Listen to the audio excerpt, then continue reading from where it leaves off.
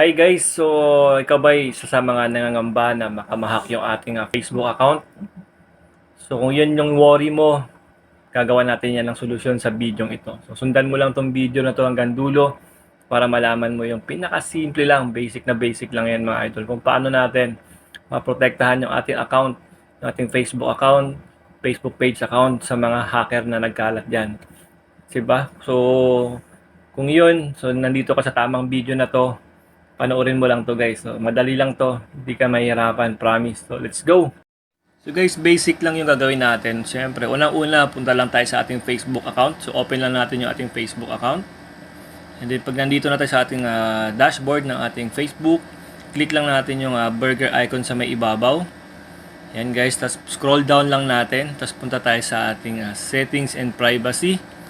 And then, punta tayo dito sa ating privacy shortcut. Yan guys. Pag nandito na tayo guys, scroll down lang natin.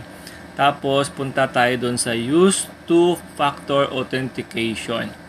Yan guys. Nandito na kayo guys. Yan. So sundan nyo lang tong mga basic step na to. Very easy lang naman. So alam ko madali yung masundan yan. So dito lang kayo pupunta guys after nyong makapag-login sa inyong Facebook. So di ba? So, balikan lang natin. So, di ba, pag nandito natin sa ating Facebook account, punta lang kayo dito sa may burger icon.